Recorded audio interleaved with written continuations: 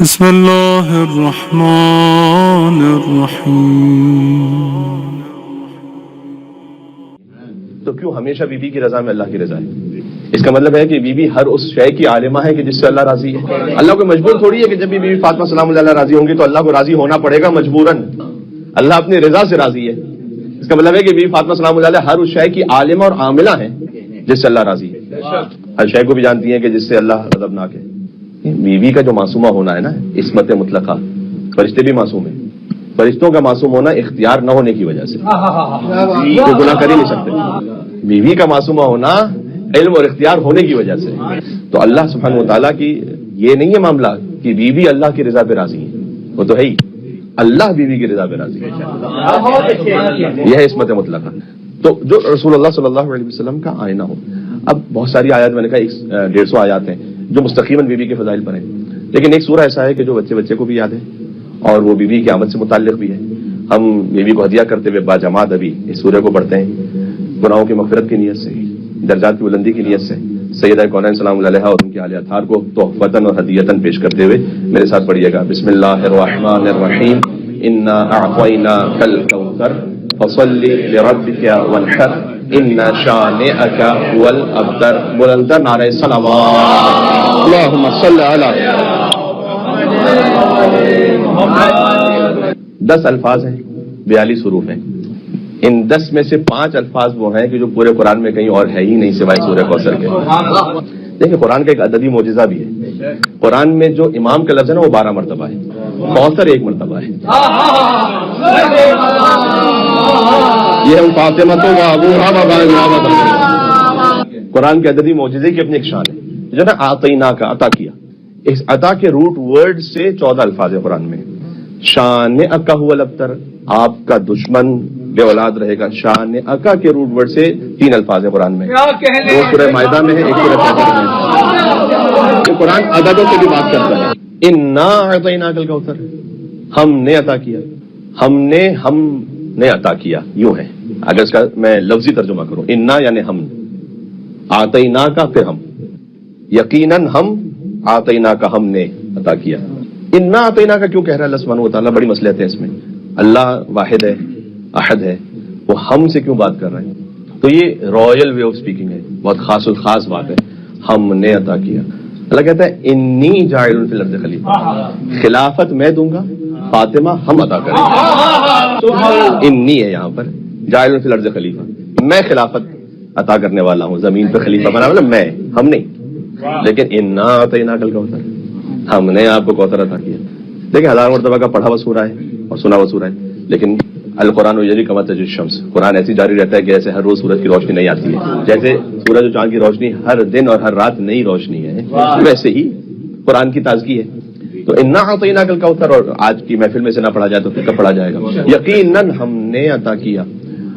عطا کے لیے بھی 2 الفاظ ہیں کم سے کم قرآن میں، ایک ہے عطا، ایک ہے عطا، ایک ہے الف تا کے ساتھ، ایک ہے عین طا کے ساتھ، اور دونوں قرآن میں اور دونوں رسول اللہ کے لیے۔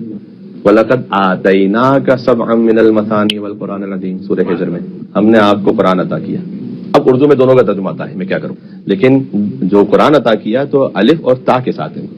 اِنَّا أَعْطَيْنَاكَ الْكَوْثَرَ، جب کوثر کی بات ہے یہ تو عین اور طا، یعنی طا اور ضا، اس طا کے ساتھ ہے۔ یقیناً فرق ہوگا، ایسا تو نہیں ہو سکتا 2 مختلف الفاظ ہیں دونوں کا مطلب بالکل 100% ایک ہوگا، کچھ نہ کچھ تو فرق ہے۔ ایک فرق تو یہ ہے کہ عطا وہ ہے عطا کہ دے دی جائے لیکن کبھی بوقت ضرورت واپس بھی لے لیا جائے۔ عطا وہ ہے کہ جو عطا کر دی ہے۔ اس سے گہری بات یہ ہے کہ عطا وہاں استعمال ہوتا ہے جہاں استحقاق کے برابر عطا ہو، عطا وہاں استعمال ہوتا ہے جہاں حق سے بڑھ کر عطا ہو۔ اچھا کثیر میں خود کثرت ہے، لیکن کثیر کو بھی آپ مبالغہ بنا لیجئے تو کوثر ہے۔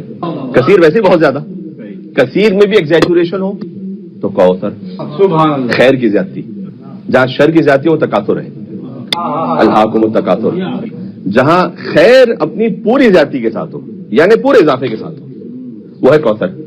کیونکہ کثیر کا جو لفظ ہے وہ مثبت بھی استعمال ہوتا ہے، منفی بھی استعمال ہوتا ہے۔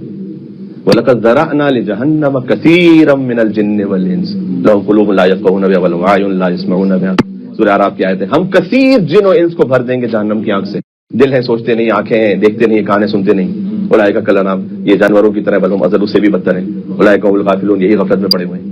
اب آنکھیں دیکھتے نہیں کا مطلب کیا ہے؟ جو ہم دکھلانا چاہتے ہیں وہ نہیں دیکھتے۔ یہ نہیں کہ آنکھیں اور دیکھ نہیں رہے، وہ اندھے نہیں ہیں ظاہری طور پر، آنکھیں ہیں دیکھ بھی رہے ہیں، لیکن جو ہم دکھلانا چاہ رہے ہیں ویسے نہیں دیکھ رہے، جو ہم سنوانا چاہتے ہیں وہ نہیں سنتے، اور جو ہم ان کے دل میں خیال ڈالنا چاہتے ہیں وہ نہیں اپنے دل اور وجود میں لے کر آتے۔ تو بہرحال یہ وَلَقَدْ ذَرَأْنَا لِجَهَنَّمَ كَثِيرًا مِنَ الْجِنِّ وَالْإِنسِ، کثیر کا لفظ ہے مثبت منفی دونوں میں، کوثر کا لفظ فقط وہاں پر ہے کہ جہاں پر پورا خیر برکت و کثرت کے ساتھ ہو، یہ ہے اِنَّا أَعْطَيْنَاكَ الْكَوْثَرَ۔ لازمی سی بات ہے کہ کوثر کا ایک مصداق یقیناً جنت کی نہر بھی ہے، لیکن جنت کی نہر دے کر اللہ سبحانہ وتعالیٰ اپنے حبیب کے لیے ناز نہیں کرے گا، اسے تو پوری جنت دی ہوئی ایک نہر کیا، بلکہ نوازوں کو جنت کا مالک بنایا ہے۔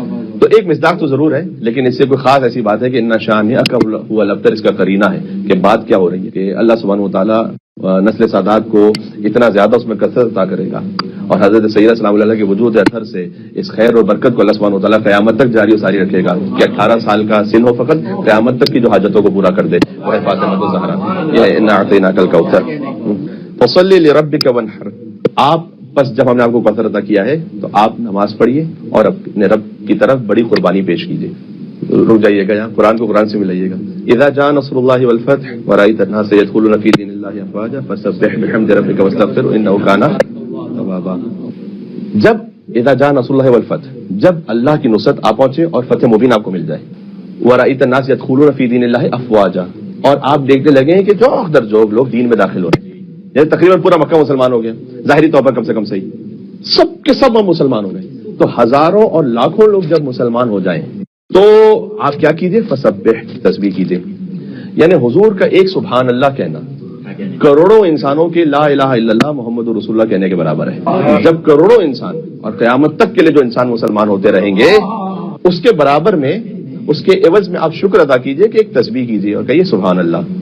کروڑوں انسانوں کا مسلمان ہونا رسول اللہ کے ایک سبحان اللہ کے برابر ہے۔ کیا کہنے بھائی، سیدہ کا خالی زمین پر آنا کا فسبح نہیں ہے، خالی تسبیح نہیں ہوگی، فصلی لربک وانحر۔ سیدہ سلام اللہ کا وجود اثر فقط زمین پہ تشریف لے آئے، فصلی لربک وانحر، آپ نے رب کی نماز پڑھی۔ ابھی عام انسانوں کے لیے گفتگو اس طرح سے بھی، کیونکہ عام انسانوں کے لیے بھی سورہ ہے نا، فصلی، تم نماز پڑھو اپنے رب کی، لربک، تو اللہ محتاج نہیں تمہاری نماز کا، لربک، چونکہ اللہ تمہارا مربی ہے، تم اپنی تربیت کے لیے نماز پڑھو تاکہ اس کی جانب سے تمہیں تربیت عطا ہوتی رہے۔ فصلی لربک وانحر، اور بڑی قربانی دیں، وذبح نہیں ہے، ذبح نہیں ہے، وانحر، نحر، نحر کہتے ہیں بڑی قربانی کو، قرآن میں ذبح کا لفظ بھی ہے۔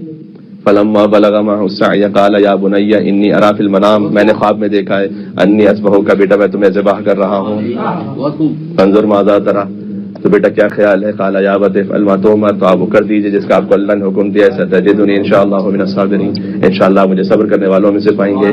فلما اسلم وتلہ للجبین، جب دونوں سر تسلیم خم ہو گئے اور ابراہیم علیہ السلام نے اسماعیل کو پیشانی کے بل لٹا دیا، تو اللہ کی صدا آئی کہ ونادیناہ یا ابراہیم، قد صدقت رؤیا، آپ نے اپنا خواب سچ کر دکھایا، اور اس میں تو ایک کھلا ہوا امتحان تھا اللہ کی جانب سے۔ ہم نہیں چاہتے تھے کہ اسماعیل ذبح ہو جائے، ہم چاہتے تھے کہ آپ اسماعیل سے گزر سکتے ہیں نہیں گزر سکتے، اللہ کے حکم کے مطابق یہاں پر آپ ذبح کیجیے، حضور مکرم کو کوثر عطا ہو، فصلی لربک، آپ نماز پڑھیں اور ایک بڑی قربانی دیں، وانحر، فصلی لربک وانحر کی عملی تفسیر آپ کو دیکھنی ہو تو سجدہ امام حسین کو دیکھیں، ایک آیت میں صلی بھی ہے وانحر بھی ہے، جیسے امام حسین کے بابا نے کیا تھا، اقیم الصلاۃ وآتوا الزکاۃ، نماز قائم کرو زکات ادا کرو۔ اس ایک آیت پر ایک عمل میں علی بن ابی طالب نے ایسے اس پر عمل کیا کہ حالت رکوع میں علی بن ابی طالب نے زکات دی، تو اقیم الصلاۃ بھی تھا، آتوا الزکات بھی تھا۔ اب عبداللہ حسین کا جو سجدہ ہے صلی لربک بھی ہے، وانحر بھی ہے، ان شانئک هو الابتر، یہ ہے کوثر کی شان۔ کبھی کسی کی 10 اولادیں ہوں لیکن ساری ناخلف ہوں، کبھی کسی کی ایک بیٹی ہو لیکن باپ کے لیے باعث زینت ہو، کوثر سمجھ میں آ رہا ہے؟ ہر وہ کثرت جس میں خیر ہی خیر ہے۔ عام مثال دے رہا ہوں، ہو سکتا ہے کسی کے پاس سینکڑوں قلم ہو، ایک ڈھنگ کا صفحہ نہ لکھ پائے، کسی کے پاس ایک قلم ہو اور سینکڑوں علمی صفحات لکھ دے۔ ایک ہمارے استاد محترم تھے قوم میں، وہ کہتے تھے کہ زیادہ مسلح گھر میں ہونے سے انسان نمازی نہیں ہوتا، کسی کے گھر میں ہو سکتا ہے بہت زیادہ مسلح ہوں، سجدہ بہت زیادہ ہوں لیکن پھر بھی نماز قضا کرنے والا ہو، ہاں، اور کسی کے گھر میں فقط ایک سجدہ ہو، سجدہ ہو۔ اور تو بات یہ ہے کہ کوثر یعنی جس میں ایسی کثرت ہے کہ خیر و برکت ہے، جس میں کوئی نقص نہیں ہے، جس میں کوئی کمی نہیں ہے، یہ ہے سورہ کوثر۔ مختصراً میں نے آپ کی خدمت میں عرض کر دیا، بہت گنجائش ہے کہ اس میں بھی بات ہو سکے، پھر کبھی اور صحیح. 5 ہدیے ہیں کم سے کم جو اس وقت میں پیش کر رہا ہوں، ورنہ ان کی زندگی کا لمحہ بلمحہ عنایتیں ہیں. لیکن 5 ہدیے کم سے کم ایسے ہیں جو حضرت سیدہ کونین سے اب تک ملے ہیں. ایک ہے عمومی ہدیہ، ایک ہے خصوصی ہدیہ، ایک ہے آفاقی ہدیہ، ایک ہے کہہ سکتے ہیں آپ ہدایت کے اعتبار سے اخلاقی ہدیہ، اور ایک ہے تبلیغی ہدیہ. 5 ہدیے سن لیجیے گا اور گفتگو تقریباً اختتام تک میں لے آؤں گا. ایک ہے عمومی ہدیہ. عمومی ہدیہ کیا ہے؟ بیوی کی جانب سے، جس میں کوئی آیت اللہ ہو، کوئی مزدور ہو، کوئی استاد ہو، کوئی شاگرد ہو، کوئی چھوٹا ہو، بڑا ہو، مرد ہو، عورت ہو، بچہ ہو، بوڑھا ہو، جوان ہو، سب کے لیے وہ ہدیہ ہے. وہ ہے تصویر بی بی فاطمہ سب کے لیے ہدیہ ہے. نماز کے بعد کی تصویر سبھی کے لیے.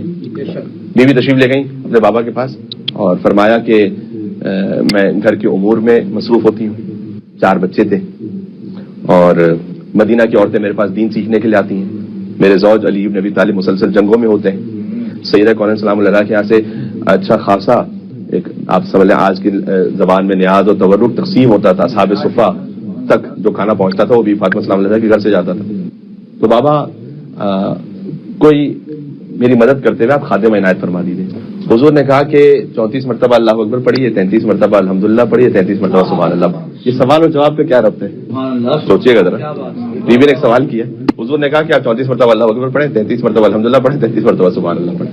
سوال ایک ہے اور پھر جواب سامنے. یہ قرآن کا ایک مزاج ہے. قرآن میں بھی اس طرح سے ہے. میں آپ کی خدمت میں آیت پڑھوں جو قرآن میں سورہ بقرہ کی آیت ہے کہ وَيَسْأَلُونَكَ مَاذَا يُنْفِقُونَ. یہ سوال کرتے ہیں کہ اے رسول آپ سے کہ کیا انفاق کریں. سوال کیا ہے کہ کیا انفاق کریں، یعنی چاول دیں یا گندم دیں اللہ کی راہ میں، درہم دیں، دینار دیں، کیا انفاق کریں اللہ کی راہ میں. قل آپ جواب دیجئے ما انفقتم من خیر جو تم خیر کی صورت میں انفاق کرو فللوالدین والاقربین والیتامى والمساکین وابن السبیل. تو والدین کو دو اور اقربا کو دو اور یتیم کو دو، مسکین کو دو، وابن السبیل کو دو. سوال تھا کہ کیا انفاق کریں.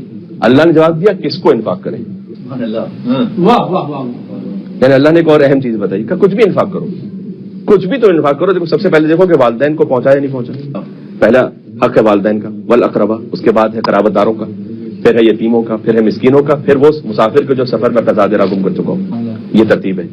پوچھا تھا کہ کیا انفاق کریں، اللہ نے کہا کس کس کو انفاق کرو.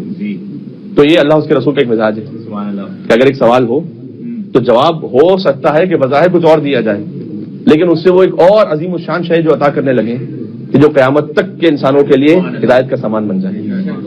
بیوی نے کہا کہ مجھے خادمہ عطا فرما دیں کہ آپ 34 مرتبہ اللہ اکبر پڑھیں، 33 مرتبہ الحمدللہ پڑھیں، 33 مرتبہ سبحان اللہ. بیوی میں نے عرض کیا خود عالمہ غیر معلمہ کی والدہ ہے، امام حسین السلام کی معلمہ ہے، تو کیسے ممکن ہو سکتا ہے کہ بیوی یہ نہ جانتی ہوں. لیکن حضور مکرم نے ایک تحفہ تھا کہ جو عطا کرنا تھا اور بیوی کے ذریعے سے عطا ہونا تھا. یہ عمومی ہدیہ اور تحفہ ہے.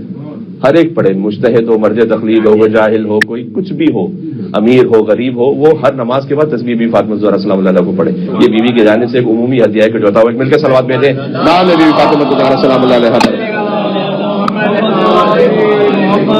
بیوی گھر میں تشریف لائیں، ان کے پاس ایک سیاہ دھاگا تھا، اس میں 34 مرتبہ بیوی نے گرہ کو باندھ دیا. اور جب بیوی پڑھتی تھی اس تسبیح کو تو وہ ایک ایک گرہ سے آگے بڑھا کر تسبیح پڑھتی تھی. یہ انسانوں کے لیے ہدایت رہے کہ آپ نے کیسے تسبیح پڑھنی ہے. پھر حضرت حمزہ سید الشہداء کی جب شہادت ہو گئی، حضور مکرم کی جب وفات ہو گئی تھی تو بیوی پھر جاتی تھی احد اور ہر پیر اور جمعرات کو وہاں جا کے گریہ فرماتی تھی اور حضرت سید الشہداء کی قبر کی تسبیح، حضرت حمزہ سید الشہداء ان کی قبر کی جو خاک تھی اس سے تسبیح بنائی بیوی نے، اس سے دانے بنا لیے اور پھر بیوی اس پر تسبیح پڑھا کرتی تھی. اور بیوی نے اپنے عمل سے سمجھایا کہ جو سید الشہداء ہو اس کی خاک سے تسبیح بنانا وہ بدعت نہیں ہے، وہ سنت فاطمہ الزہرا سلام اللہ علیہ. ایک یہ تحفہ ہے. ایک بیوی کی جانب سے خصوصی تحفہ ہے جو خاص ان کے معصوم بچوں کو عطا ہوا، وہ ہے مصحف فاطمہ الزہرا سلام اللہ. وہ عمومی نہیں ہے، وہ ہر ایک کی دسترس میں ہی نہیں ہے، کیونکہ مصحف فاطمہ الزہرا سلام اللہ میں پوری گفتگو کر چکا ہوں. لہٰذا آپ کے اذہان میں اگر وہ گفتگو ہے تو ائمہ علیہ السلام تو فخر کرتے تھے اس بات پر کہ ہمارے پاس ہے مصحف فاطمہ. اپنی امامت کی نشانی کے طور پر کہتے تھے. اگر کسی نے امامت کا دعویٰ کیا تو ہم کہتے تھے کہ اس کے پاس ہے کیا مصحف فاطمہ، یعنی امامت کے لیے ضروری ہے کہ اس کے پاس ہو مصحف فاطمہ. اور اگر امام علیہ السلام سے پوچھا جاتا کہ فلاں واقعہ کیسے پیش آئے گا اور کیا ایسا ہے کہ اس کو حکومت مل جائے گی، اس کو مملکت مل جائے گی، تو ہم کہتے تھے کہ اس کا نام نہیں ہے مصحف فاطمہ میں، تو اسے نہیں ملے گی. جس میں قیامت تک کے حالات کا ذکر ہو، جس میں تمام انبیاء کا ذکر ہو، جس میں تمام اوصیاء کا ذکر ہو، جس میں تمام اولیاء کا ذکر ہو، قیامت تک کے حالات کا ذکر ہو، وہ ہے مصحف فاطمہ الزہرا سلام اللہ علیہ. جبریل نے اللہ کی جانب سے پڑھا، مولا علی نے لکھا، جس میں امام نے فرمایا کہ قرآن کی کوئی ایک آیت بھی نہیں ہے لیکن قرآن کے 3 برابر ہے۔ اگر اس وقت قرآن کی 6,500 آیتیں ہیں تو مصحف فاطمہ اس میں آیتیں تو نہیں ہیں لیکن قرآن کی 20,000 آیتوں کے برابر ایک مصحف ہو جس میں قرآن کی ایک بھی آیت نہ ہو۔ یہ خزانہ ہے اہل بیت اطہار الاسلام کے پاس کہ جب ان سے کوئی سوال پوچھا جاتا تھا تو ان کے علم کا ایک سورس ہے مصحف فاطمہ الزہرا۔ یہ خصوصی ہدیہ ہے کہ جو بی بی کی جانب سے، ایک تبلیغی ہدیہ بی بی کی جانب سے، اور وہ ہے بی بی کا خطبہ جو انہوں نے دربار میں ارشاد فرمایا۔ اس میں بہت کچھ ہے تبلیغ کے لیے۔ سب سے پہلے بی بی نے اس میں یہ فرمایا کہ اللہ سبحانہ و تعالیٰ نے ایمان کو اس لیے رکھا تاکہ تمہیں شرک سے پاک کر دے۔ نماز کو اللہ نے اس لیے فرض کیا تاکہ تم سے تکبر کو ختم کر دے۔ نماز کی اہمیت کو ہمیشہ اپنی زندگی میں رکھیے گا۔ اب عبداللہ حسین علیہ السلام آپ جانتے ہیں کہ ظہر عاشوراء انہوں نے نماز پڑھی اور تیر برس رہے تھے۔ 30 تیر ہیں تقریباً جو لکھے ہیں جو امام حسین السلام کی طرف آئے، جو اصحاب حسینی نے پہنچنے نہ دیے۔ ان 30 تیر امام حسین السلام کو مارے گئے۔ اگر آپ واجب نماز اس کے کلمات کو گنے کہ کتنے کلمات بنتے ہیں واجب، تو تقریباً 60 کلمات سے زیادہ نہیں بنتے، یعنی ہر 2 لفظ کے بعد امام پر ایک تیر آ رہا تھا۔ اللہ نے نماز کو اس لیے فرض کیا تاکہ تم سے تکبر کو دور کر دے، تاکہ تم اللہ کی کبریائی کا اعلان کرو۔ یہ حضرت سیدہ کا خطبہ ہے، وہاں سے سنا رہا ہوں۔ اللہ نے زکوٰۃ کو اس لیے فرض کیا تاکہ تمہارے نفس کو پاک کر دے، تمہارے مال کا تزکیہ کر دے۔ جب آپ اللہ کی راہ میں دیں گے تو آپ کا مال پاک ہو رہا ہے۔ روزے کو اس لیے فرض کیا تاکہ اخلاص عطا ہو جائے۔ روزہ فقط وہ واحد عبادت ہے جس میں کچھ کرنا نہیں ہے، کچھ نہیں کرنا ہے، سبحان اللہ، کھانا نہیں کھانا ہے، پانی نہیں پینا ہے،